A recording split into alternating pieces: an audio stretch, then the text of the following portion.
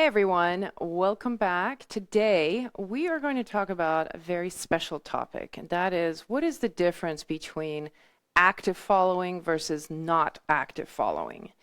The term active following has been used a lot recently to describe a particular quality of the following technique that leaders really like or prefer, but sometimes active following as a concept gets confused with something like embellishing or embellishments. So I want to talk a little bit about how to think about these terms and make sense of them for your own dance, and then what are the actual qualities of active following that leaders typically are talking about when they say that they prefer to feel that from a follower. So once again, I'm joined by Eve today, who will help me show this. When we're thinking about tango vocabulary, we want to establish what is the foundational form or a foundational step that we're doing. So when I am leading Eve into these steps here, and she's just stepping with me as I'm leading, she's doing the steps in the way I'm leading them and in the way that they exist, sort of, if you were to open the dictionary of tango, and you were to look up a forward ocho, you would see this as kind of a representation of it. But if Eve decided to do something extra, and for example, on this next one, she will step and then tap her back foot, and then tap on this step, this is her choice to do that.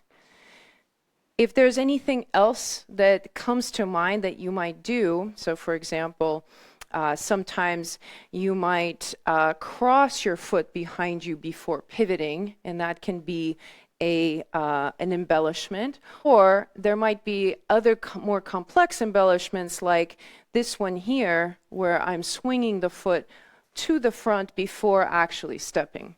So all of those possibilities, those embellishments, are available to the follower, and I'm not really going to be the one doing this for her or telling her to do this. This is something that she decides to do.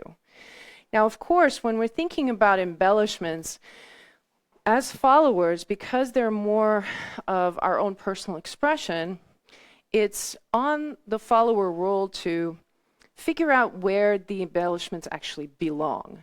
So if you're dancing to something that's very low energy, and very simple, something from the early 30s of tango music, so there's not a lot of texture in the songs.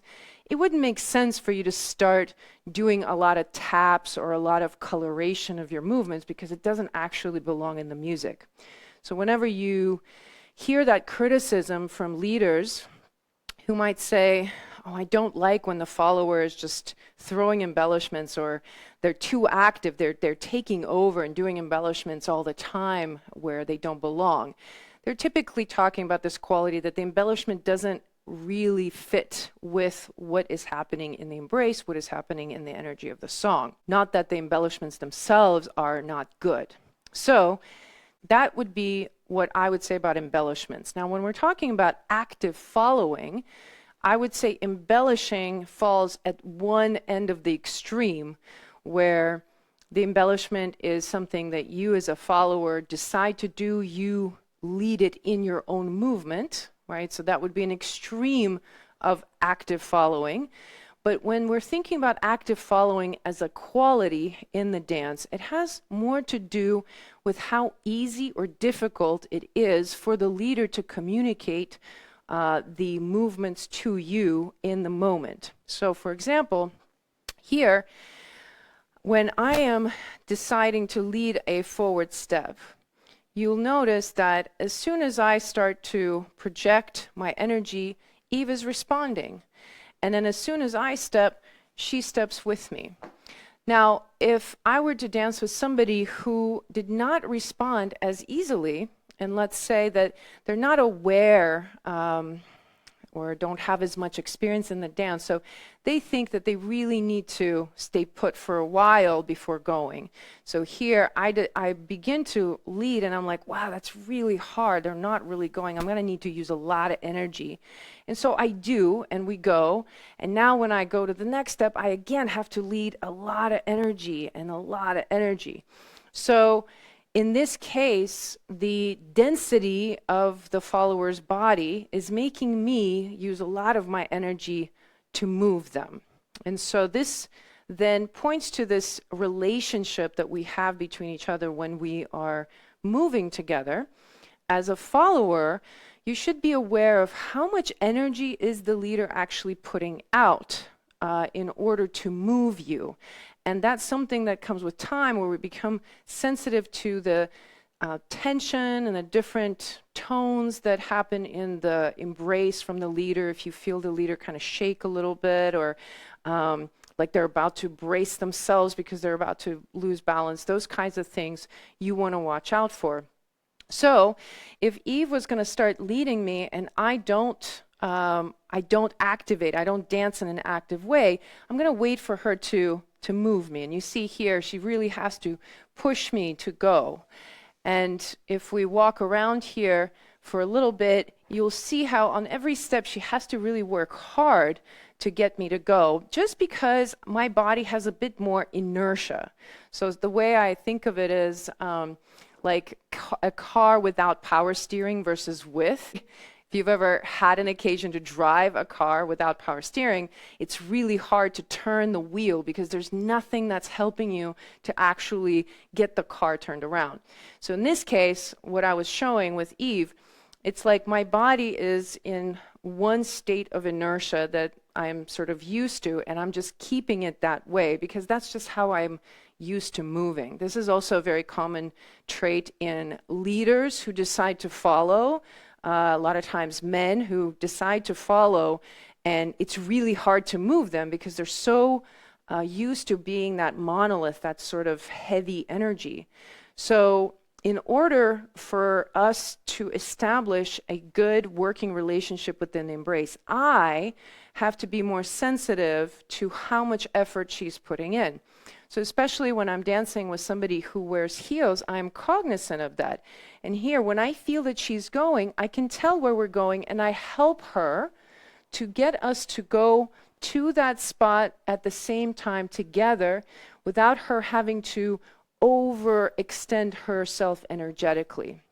So this is a nice skill to develop in general so that you can manipulate your tone in your body depending on what level of dancer you're dancing with.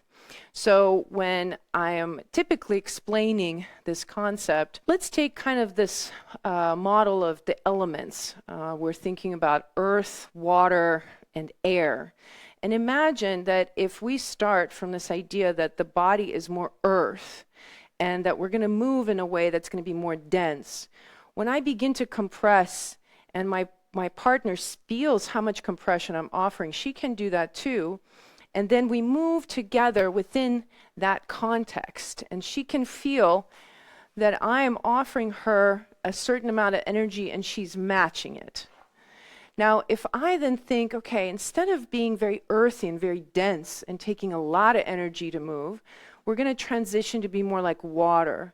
So it's going to be a little less. It's going to be a little less energy to get going. See, she's more ready to actually go before I put in too much energy.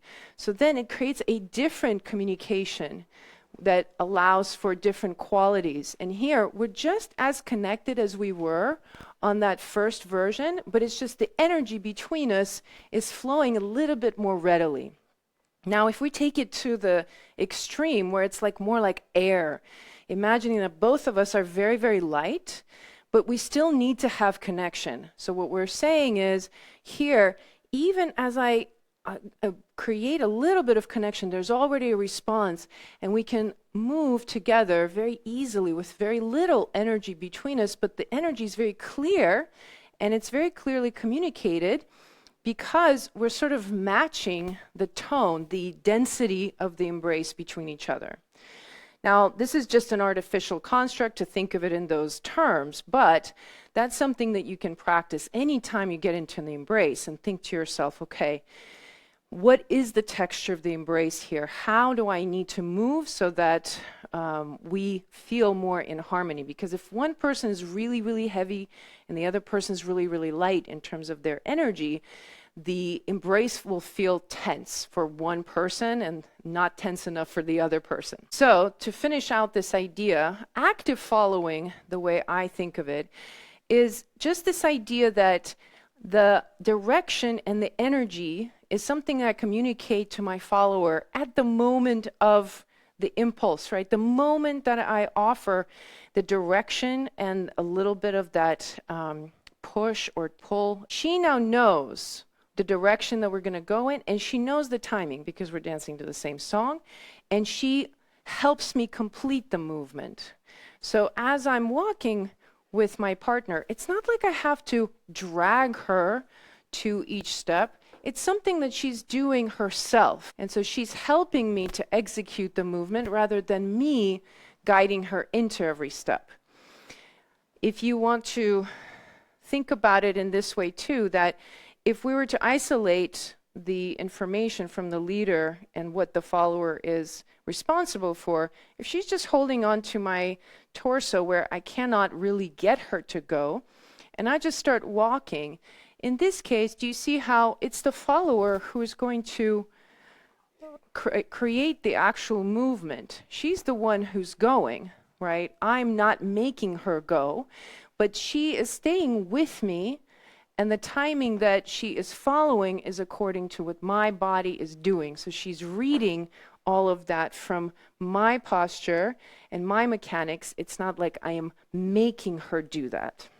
So now you understand that active following is more like the foundational skill set of learning to adapt to your partner and feeling how you can match the energy of the leader so both people are putting in the same amount of energy throughout the embrace. And then when you keep kind of amplifying that direction where the follower becomes more active, maybe you start putting in those embellishments, that sort of exaggerates that direction. And sometimes you'll find yourself in an embrace where you will maybe backlead something or take over in the embrace to show something of your own. But it sort of exists all on a spectrum. What we ultimately want for the majority of the dance is to be in that middle where there's not a feeling that one person is working harder than the other, or that one person is dominating and taking over the energy, that we're both contributing to the whole. Let me know if you have more questions on this topic. Sometimes there's confusion around different types of movements and when it is appropriate for the follower to be more active versus less. So let me know in the comments if you have any other ideas that you would like me to address on this topic. And I look forward to seeing you next week. If this is your first time joining my channel, I hope you choose to subscribe because I post one of these every Saturday. And I hope to see you next time. Ciao.